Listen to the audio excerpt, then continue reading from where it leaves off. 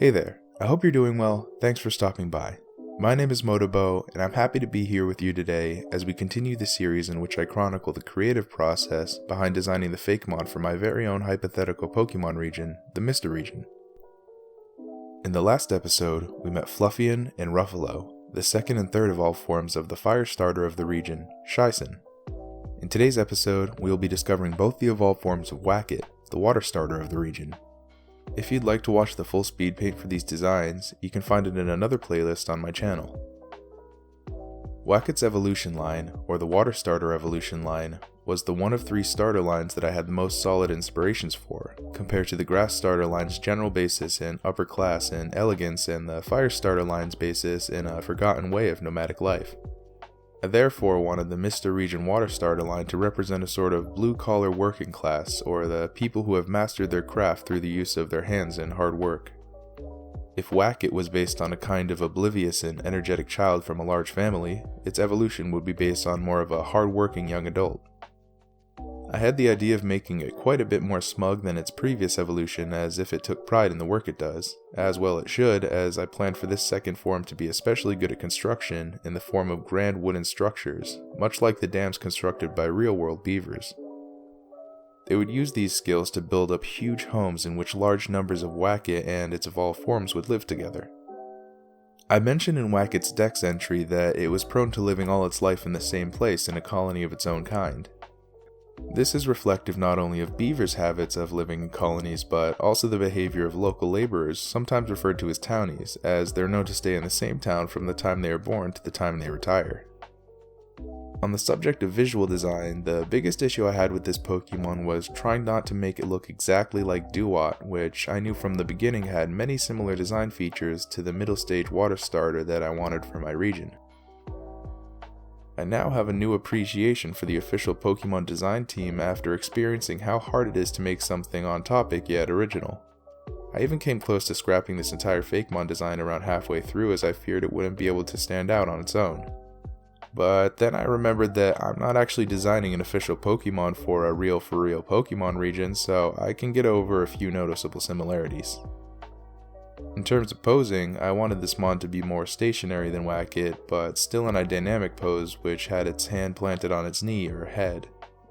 I ended up placing a hand on both its head and side, which looked a bit too seductive maybe, and eventually scrapped this choice for one of the arms being outstretched. Other features I added included turning Wacket's face stripe into a ring around this mon's head and above its eyes, which, when combined with its new ear shape, makes for a sort of construction hat or hard hat look. It was with the inclusion of this helmet ring that I realized that I really like to partially cover the eyes of my Fakemon designs with some accent on their head. I find this to be kind of entertaining because when I originally started out on this project, I wondered what consistencies would show through my work, as each artist has their own habits and fallbacks. I also wanted to give this mon a fur pattern that resembled overalls and that I ended up adding buttons to, which gave this Pokemon a sort of classic Disney Mickey Mouse aesthetic.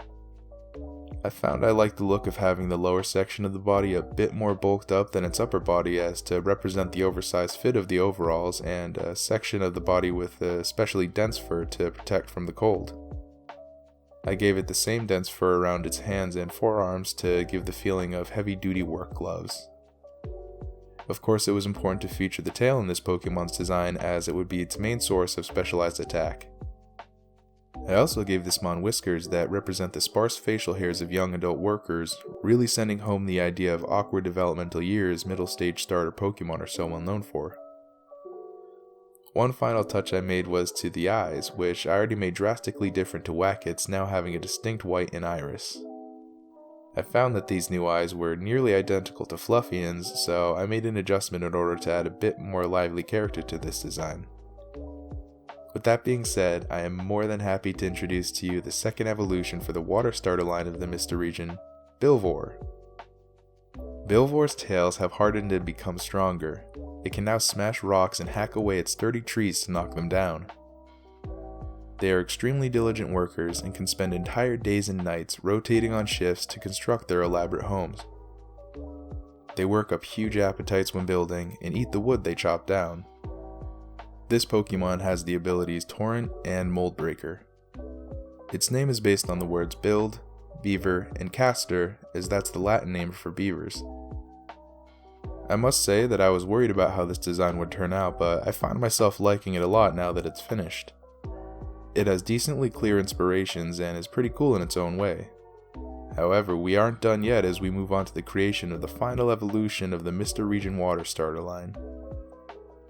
When it came to this Fakemon, I had a bit more trouble with the posing and form as I wanted to keep the transition faithful to its previous evolutions, but I also wanted to feature its tail as prominently as possible as this would be its main feature.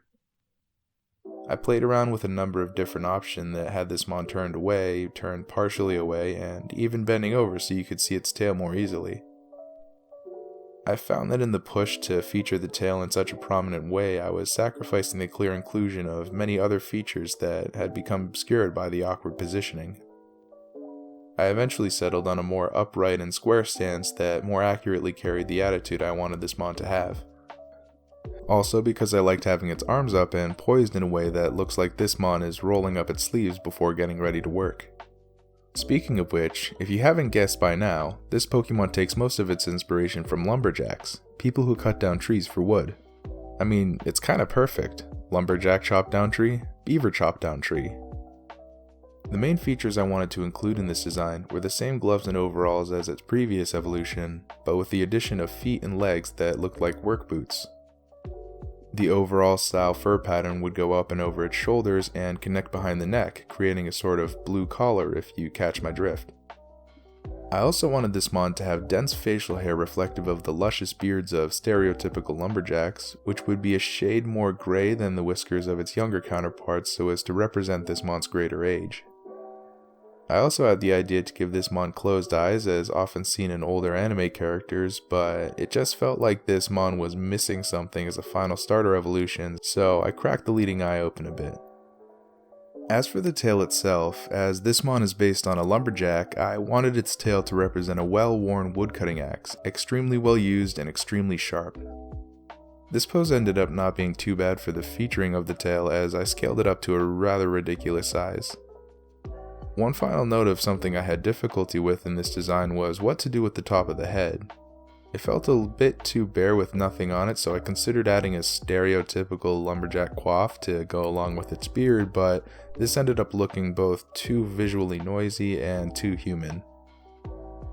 I considered even adding a sort of fin here to keep up with the hard hat look of its previous form, but I think the bald head does a good job of playing into the older, skilled laborer motif of this Pokemon. With that being said, I am very happy to introduce to you the final evolution for the water starter line of the Mista region, Lumberwhack. Lumberwhack are extremely proud of their skills, having developed an expert touch and driven mentality over many years. Its sharpened tail is strong enough to cut clean through any tree with ease, and never misses its mark. It is near impossible to wake a sleeping Lumberwhack.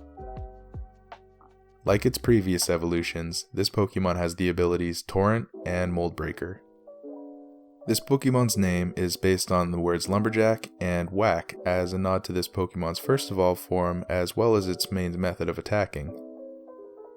I love everything about this design, all except for one thing, being the face, which I had trouble with making look right throughout the process and I still feel looks a little bit awkward. I may return to it in the future with a few changes to the beard, mouth, and eyes, but for now, this is at the very least a very cool beta design, if not an amazing starter, which I would love to have on my team. So, now we've met all of the evolutions for the grass, fire, and water starter lines of the Mista region. Now that you're able to see them all, which Pokemon would you choose to be your first partner in the Mista region? Let me know what your choices are in the comments down below, and also let me know what other Fakemon you would like to see inhabit this hypothetical Pokemon region based on my home of New England. I hope you enjoyed learning about the design process behind these Fakemon, and I hope you will continue with me on the journey to discover the full regional dex of the Mista region. In the next episode, we will be discovering some of the Mista region's early root regional bug-type Pokemon. If you enjoyed this content, feel free to leave a like and consider subscribing to the channel. I'd really appreciate it. Until then, thanks so much for joining me and have a great rest of your day.